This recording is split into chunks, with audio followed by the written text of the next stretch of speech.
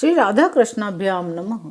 भगवान श्री कृष्ण की कथाओं का आश्रय लेने वाले भक्तजनों, मैं संध्या रानी महात्मा वेद व्यास जी एवं गुरुजनों की आज्ञा से श्रीमद् भागवत महापुराण के दशम स्कंद के 85वें अध्याय को प्रारंभ करती हूँ। अध्याय 85 श्री भगवान के द्वारा वसुदेव जी को ब्रह्म ज्ञान का उपदेश तथा देवकी जी के 6 पुत्रों को लौटा लाना।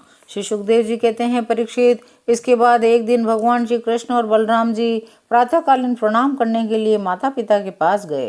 प्रणाम कर लेने पर वसुदेव जी ने बड़े प्रेम से दोनों भाइयों का अभिनंदन किया। वसुदेव जी ने बड़े बड़े ऋषियों के मुंह से भगवान की महिमा सुनी थी, उनके ऐश्वर्यपूर्ण चरित्र भी देखे थे। इससे इन्हें इन बात का दृढ़ विश्वास हो गया था कि साधारण पुरुष नहीं, स्वयं भगवान है। इसलिए उन्होंने अपने पुत्रों को प्रेम पूर्वक संबोधित करके कहा, सच्चिदानंद स्वरूप श्री कृष्ण, महायोगेश्वर संकर्षण, तुम दोनों सनातन हो। मैं जानता हूँ तुम दोनों सारे जगत के साक्षात कारण स्वरूप प्रधान हो, पुरुष के भी नियामक परमेश्वर हो। इस सारे जगत के स्वामी तुम दोनों हो, तुम्हारी ही क्रीड़ा के लिए इसका निर्माण हुआ है। इस चित्र विचित्र जगत का तुम्ही ने निर्माण किया है, इसमें स्वयं तुमने ही आत्मा रूप से प्रवेश भी किया है। हे प्रभु, चंद्रमा की कांति, अग्नि का तेज, सूर्य की प्रभा, नक्षत्र और विद्युत आदि की स्फुरण रूप से सत्ता, पर्वतों की स्थिरता, पृथ्वी की साधारण शक्ति रूप प्रति और गंध रूप गुण, ये सब वास्तव में तुम ही हो। इंद्रियां, उनकी विषय प्रकाशनी शक्ति, अधिष्ठाता देवता तुम ही हो। बुद्धि की निश्चयात्मिका शक्ति, जीव की विशुद्ध स्मृति भी तुम ही हो। भगवान, जैसे मिट्टी आदि वस्तुओं के विकार, घड़ा, वृक्ष आदि में मिट्टी निरंतर वर्तमान है, वास्तव में वे कारण रूप ही हैं, उसी प्रकार जितने भी विनाशवान पदार्थ है, उनमें तुम कारण रूप से अविनाशी तत्व हो। वास्तव में वे सब तुम्हारे ही स्वरूप हैं। इसलिए जितने भी जन्म, अस्थि, वृद्धि, परिणाम आदि भाव विकार हैं, वे तुम में सर्वथा नहीं हैं। जब तुम में इनकी कल्पना कर ली जाती है, तब तुम इन विकारों में अनुगत जान पड़ते हो। कल्पना की निवृत्ति हो जाने पर तो निर्विकल्प परमार्थ स्वरूप तुम रह जाते हो। परमेश्वर, मुझे शुभ प्रारब्ध के अनुसार इंद्रियादि के सामर्थ्य से युक्त अत्यंत दुर्लभ मनुष्य शरीर प्राप्त हुआ, किंतु तुम्हारी माया के वश होकर मैं अपने सच्चे स्वार्थ परमार्थ से ही असावधान हो गया। मेरी सारी आयु यों ही बीत गई। मैं जानता हूँ तुम दोनों मेरे पुत्र नहीं हो, संपूर्ण प्रकृति और जीवों के स्वामी हो। पृथ्वी के भारभूत राजाओं के नाश के लिए ही तुमने अवतार ग्रहण किया है, यह बात तुमने मुझसे कही भी थी। इसलिए दीन जनों के हितैषी शरणागत वत्सल, मैं अब तुम्हारे चरण कमलों की शरण में हूँ, क्योंकि वे ही शरणागतों के संसार भय को मिटाने वाले हैं। अब इंद्रियों की लोलुपता से भर पाया, इसी के कारण मैंने मृत्यु के ग्रास इस शरीर में आत्मबुद्धि कर ली, जो तुम में, जो कि परमात्मा हो। प्रभु, तुमने प्रसव गृह में ही हमसे कहा था कि यद्यपि मैं अजन्मा हूँ, फिर भी मैं अपनी ही बनाई हुई धर्म मर्यादा की रक्षा करने के लिए प्रत्येक युग में तुम दोनों के द्वारा अवतार ग्रहण करता रहा हूँ। श्री सुखदेव जी कहते हैं, परीक्षित, वसुदेव जी के ये वचन सुनकर यदुवन शिरोमणि भक्त वत्सल भगवान श्री कृष्ण मुस्कुराने लगे और विनय से कहने लगे, पिताजी, हम तो आपके पुत्र ही हैं।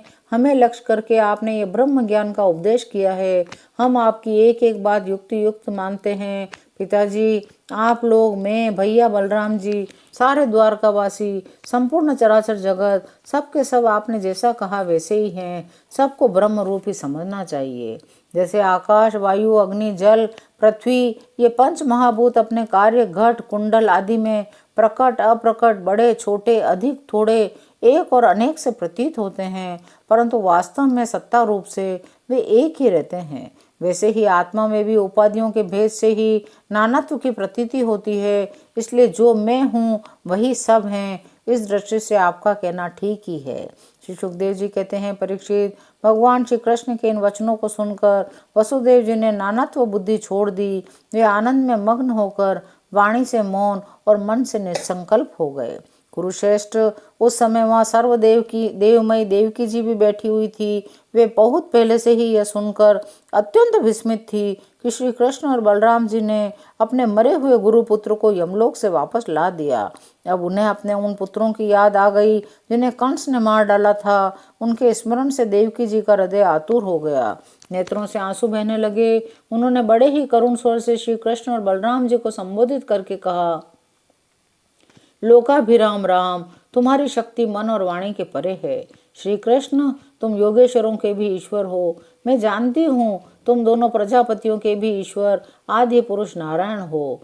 तुमने भूमि के भारभूत उन राजाओं का नाश करने के लिए ही मेरे गर्भ से अवतीर्ण हुए हो। आज मैं सर्वांतकरण से तुम्हारी शरण हो रही हूँ। मैंने सुना है कि तुम्हारे गुरु सांदीपनि जी के पुत्र को मरे बहुत दिन हो गए थे।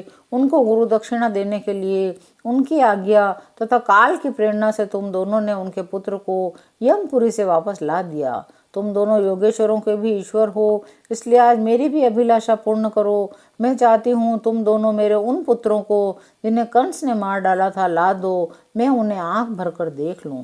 श्री सुखदेव जी कहते हैं, प्रिय परीक्षित, माता देवकी जी की ये बात सुनकर भगवान श्री कृष्ण और बलराम दोनों ने योग माया का आश्रय लेकर सूतर लोक में प्रवेश किया। जब दैत्यराज बलि ने देखा कि जगत की आत्मा और इष्ट देव मेरे परम स्वामी भगवान श्री कृष्ण और बलराम जी सूतल लोक में पधारे हैं, तब उनका हृदय उनके दर्शन के आनंद में निमग्न हो गया। उन्होंने झटपट अपने कुटुंब के साथ आसन से उठकर भगवान के चरणों में प्रणाम किया। अत्यंत आनंद से भरकर दैत्यराज बलि ने भगवान श्री कृष्ण और बलराम जी को श्रेष्ठ आसन दिया। जब वे दोनों विराजमान हो गए तब उन्होंने उनके पांव पखार कर उनका चरणोदक परिवार सहित अपने सिर पर धारण किया। भगवान के चरणों का जल ब्रह्मा पर्यंत सारे जगत को पवित्र कर देता है। दैत्यराज बलि बार बार भगवान के चरण कमलों को अपने वक्ष स्थल और सिर पर रखने लगे। उनका हृदय प्रेम से विहल हो गया। दैत्यराज बलि ने कहा, बलराम जी, आप अनंत हैं। आप इतने महान हैं कि शेष आदि सभी विग्रह आपके अंतर्भूत हैं। सच्चिदानंद स्वरूप श्री कृष्ण, आप सकल जगत के निर्माता हैं। ज्ञान योग और भक्ति योग दोनों के प्रवर्तक आप ही हैं। आप स्वयं ही परम ब्रह्म परमात्मा हैं। हम आप दोनों को बार बार नमस्कार करते हैं। प्रभु, हम और हमारे ही समान दूसरे दैत्य, दानव, गंधर्व, सिद्ध, विद्याधर, चारण, यक्ष, राक्षस, पिशाच, भूत, प्रमथ नायक आदि आपका प्रेम से भजन करना तो दूर, आपसे सदा दृढ़ वैरभाव रखते हैं। परंतु आपका शिव विग्रह साक्षात वेदमय विशुद्ध सत्व स्वरूप है। इसलिए हम लोगों में से बहुतों ने दृढ़ वैरभाव से, कुछ ने भक्ति से, कुछ ने कामना से आपका स्मरण करके उस पद को प्राप्त किया है जिसे आपके समीप रहने वाले सत्व प्रधान देवता आदि भी नहीं प्राप्त कर सकते। हे प्रभु, आप समस्त चराचर जगत के नियंता और स्वामी हैं। आप हमें आज्ञा देकर निष्पाप बनाइए, हमारे पापों का नाश कीजिए, क्योंकि जो पुरुष श्रद्धा के साथ आपकी आज्ञा का पालन करता है वह विधि निषेध के बंधन से मुक्त हो जाता है। भगवान श्री कृष्ण ने कहा, दैत्यराज, स्वयंभू मनवंतर में प्रजापति मरीचि की पत्नी उड़ना के गर्भ से 6 पुत्र उत्पन्न हुए थे। वे सभी देवता थे। वे यह देखकर ब्रह्मा जी अपनी पुत्री से समागम करने के लिए उद्यत हैं, हंसने लगे। इस परिहास रूप अपराध के कारण उन्हें ब्रह्मा जी ने शाप दे दिया। वे असुर योनि में हिरण्यकश्यप के पुत्र रूप से उत्पन्न हुए। अब योग माया ने उन्हें वहां से लाकर देवकी के गर्भ में रख दिया और उनको उत्पन्न होते ही कंस ने मार डाला। दैत्यराज, माता देवकी जी अपने उन पुत्रों के लिए अत्यंत शोकातुर हो रही हैं और वे तुम्हारे पास हैं। अतः हम अपनी माता का शोक दूर करने के लिए इन्हें यहाँ से ले जाएंगे। इसके बाद ये शाप से मुक्त हो जाएंगे, आनंद पूर्वक अपने अपने लोक में चले जाएंगे। इनके 6 नाम हैं स्मर, उद्गीत, परिश्वंग, पतंग, शूद्रभृत और घृणी। इन्हें मेरी कृपा से पुनः सद्गति प्राप्त होगी। परीक्षित, इतना कहकर भगवान श्री कृष्ण चुप हो गए। दैत्यराज बलि ने उनकी पूजा की। इसके बाद श्री कृष्ण और बलराम बालकों को लेकर फिर द्वारका लौट आए। माता देवकी को उनके पुत्र सौंप दिए। उन बालकों को देखकर देवी देवकी के हृदय में वात्सल्य स्नेह की बाढ़ आ गई। उनके स्तनों से दूध बहने लगा। वे बार बार उन्हें गोद में लेकर छाती से लगाती, उनका सिर सूंघती। पुत्रों के स्पर्श से आनंद से सराबोर आनंदित देवकी ने उनको स्तनपान कराया। वे विष्णु भगवान की उस माया से मोहित हो रही थी जिससे यह सृष्टि चक्र चलता है।